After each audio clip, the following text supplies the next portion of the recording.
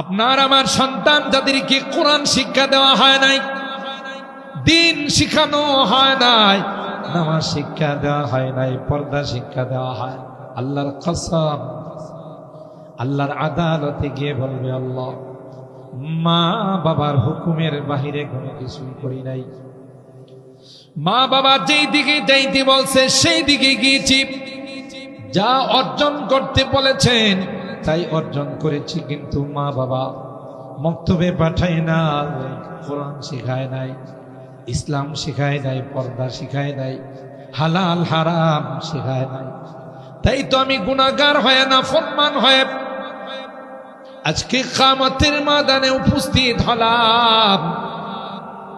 এই জন্য আমার যা শাস্তি হবে তার ডাবল শাস্তি আমার মা বাবাকে দিতে হবে। নাউজুবিল্লাহ বলে,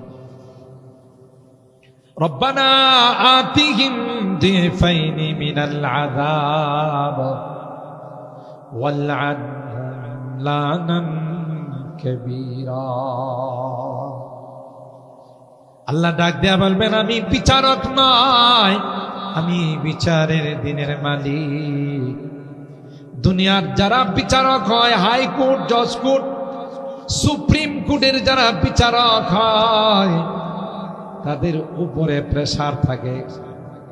অনেক মানুষকে মৃত্যুদণ্ড দিয়েছে, বিগত দিনে অনেকে ফাঁসির কাস্টে ঝুলাইছে, ঠিক কিনা বলে?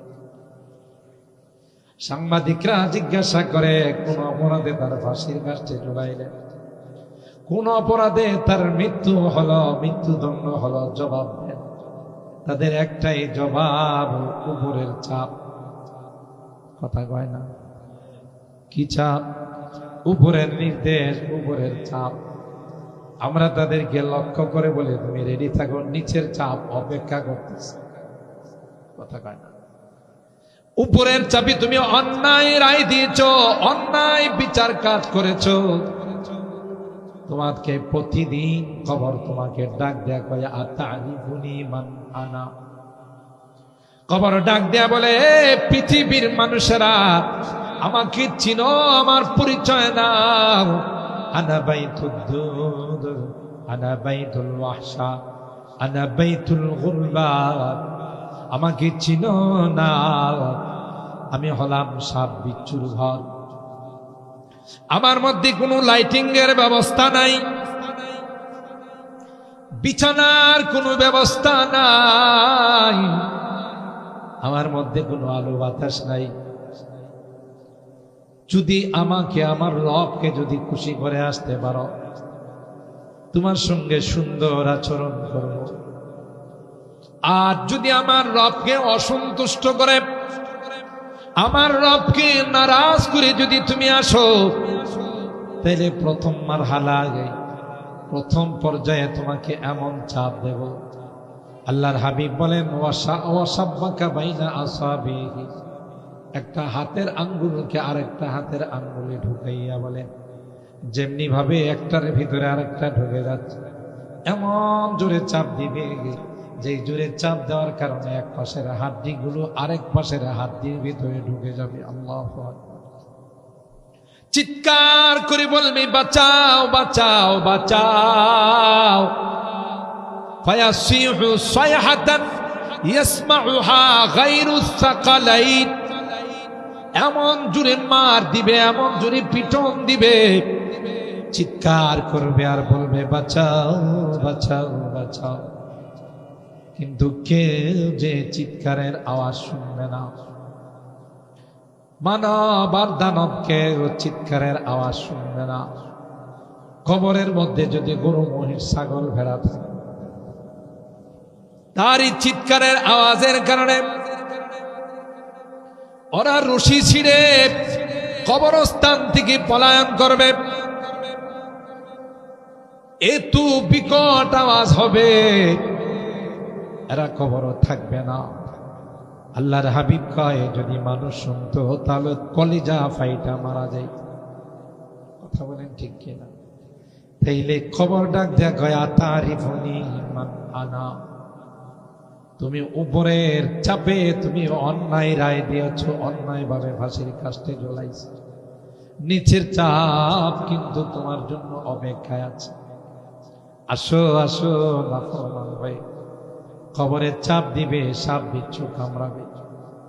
তোমার কোনো লাইটিং এর ব্যবস্থা থাকবে না, দুনিয়ার মানুষ তোমাকে কোনো কম্বল দিয়া শোয়াবে না। কনকনে শীতের মধ্যে মাটির মধ্যে শোয়াই দিবে। তোমার শত শত জামার সেট আছে, দামি দামি কাপড়ের সেট আছে, কিন্তু তোমাকে 3টা কাপড়ে পুরুষ হলে আর নারী হলে 5টা সাদা কাপড়ের টুকরাই মোড়াইয়া গুরুস্থানের মধ্যে শোয়াই দেয়া চলে আসবে। দুনিয়ার মানুষ নিষ্ঠুরের মতো তোমাকে ওখানে রেখে চলে আসবে। প্রথমে বাঁশ দিয়া চাপা দিবে, এরপরে চাটাই দিবে, চাটাইয়ের উপরে মাটি দিবে। ওই লোক বলবে যে আমি কি অপরাধ করলাম?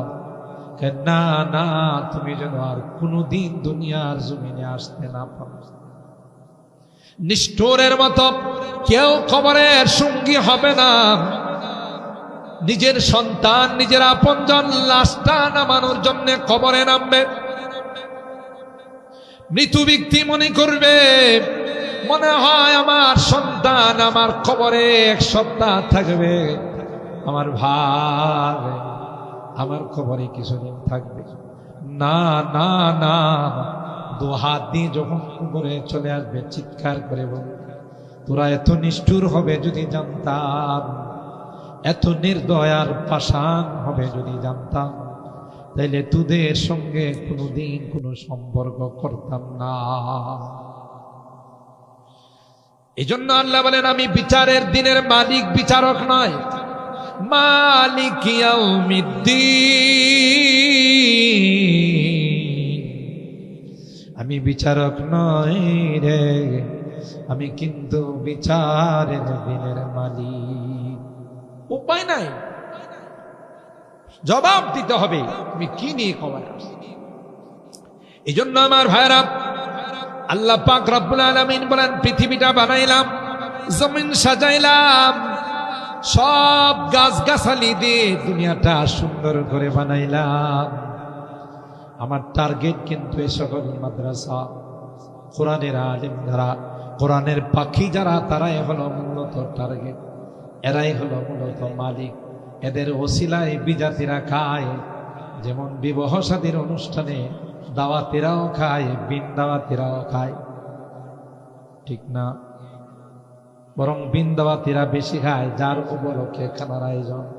এত মুখে রুমাল দেয়া রাখে, সামান্য 2 লোকমা খায়। যদিও এখনকার বড়রা এ কাম করে না, এরা চিন্তা করে সব খরচ আমার জন্য, আর আমি মুখে রুমাল দেয়া রাখবো, এর চেয়ে বুকামি আর কিছু হতেই পারে না। এই জন্য এ নিজেও আচ্ছা তালে খায়, আশপাশের বন্ধু বান্ধবদেরও খাওয়ায়, কথা কয় না।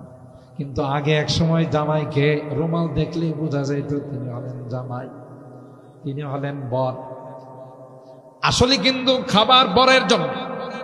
কোন অনুষ্ঠানে যদি বর না যায়, বর যাত্রীরা গিয়ে যদি বলেন, বিআই সাহেব বর তো একটু সমস্যা, আসতে পারবে না, খাবার দাবার যা পাকাইছেন দিয়ে দেন। আপনাদের কি ধারণা বসা থাকবে না দাঁড়াইবে? খালি হাতে দাঁড়াইবে না কিছু নিয়ে দাঁড়াইবে? হায়া নাই, লজ্জা নাই, বর সারা আসছে আবার খানা চাও। কিন্তু বিন দাওয়াতিরা বেশি খায়, কুকুর বিড়াল খায়। এলাকার কুকুর বিড়াল তো খায়, আশপাশের কুকুর বিড়াল কেউ দাওয়াত দিয়া নিয়ে আসে। আসলে কি মালিকে খাবার বানাইছে তাদের জন্য? কথা কয় না। আসল খাবারের উদ্দেশ্য হলো বর। ঠিক আল্লাহর কসম, গোটা পৃথিবীটা আল্লাহ সাজাইছেন, ওয়ালাকাদ যায়্যানাস সামা আদ-দুনিয়া বিজিনাতিল কাওয়াকিব ওয়া হিফযাম মিন কুল্লি শাইতানিন মারিদ লা ইয়াসমাউনা ইলাল মালাইল আ'লা ওয়া ইউকযাফুনা মিন কুল্লি জানিব দুহুরাহু ওয়া লাহুম আযাবুন ওয়াসিব। আল্লাহু আকবার। আল্লাহ বলেন, সব কিছু সাজাইছি, এই প্যান্ডেল, এই দুনিয়া সাজানো, সবুজ শ্যামল গাছ গাছালি, বাগান বাগিচা, সব কিছু এই মাদ্রাসার আলেমদের জন্য, কোরআনের পাখিদের জন্য আমি আল্লাহ সাজাইলাম। এদের ওসিলাই কাফের মুশরিকরা খায়। কথা কয় না, হুজুরে বলেন ঠিক কিনা? যার ওসিলায় খানা পাবে হেরে কয় তুমি পাকিস্তানে চলে যাও। কথা কি ঠিক বললাম? যার ওসিলায় বেঁচে আছে তাদেরকে বলে তুমি আপনি পিয়ারি পাকিস্তানে চলে যাও। বিগত দিনে বলে নাই? বিগত দিনে আলেম ওলামাদেরকে সন্ত্রাস, জঙ্গিবাদ, মৌলবাদ বলে নাই? বলে নাই? বলছে। আর একটা পর্যায়ে সেমিনার করে বলছি তুমি আপনি পিয়ারি পাকিস্তান মে চলে যাও। আলেম ওলামারা নায়েবে রাসূল, ওয়ারাসাতুল আম্বিয়া, শুধু নবীর ওয়ারিস নয়, ইন্নামাল উলামা ওয়ারাসাতুল আম্বিয়া, সকল নবীদের ওয়ারিস হযরত বড় হুজুর রাহমাতুল্লাহি আলাইহি প্রত্যেক বয়ানে প্রায় বলতেন, যত বিজাতিরা আছে সমস্ত নবী রাসূলদেরকে একটা কথাই বলছে, ওয়াকালাল্লাযীনা কাফারু লিরুসুলিহিম লানুখরিজান্নাকুম মিন আরদিনা আও লাতাউদুন্না ফী মিল্লাতিনা। সমস্ত নবী রাসূলদেরকে তার এন্টিপার্টি দুশমন যারা বিজাতিরা বলতো বেরিয়ে যাও, আমাদের এলাকা থেকে বের হয়ে যাও। আমাদেরকেও যখন বলছে বোঝা গেল আমরা খাঁটি নায়েবে রাসূল। কথা কয় না? বোঝা গেল আমরা খাঁটি নায়েবে রাসূল, শুধু নবীর ওয়ারিস নয়, সকল নবীদের ওয়ারিস। কিন্তু নবীরা তাদের জবাব কোনদিন উত্তেজিত হয়ে দেয় নাই।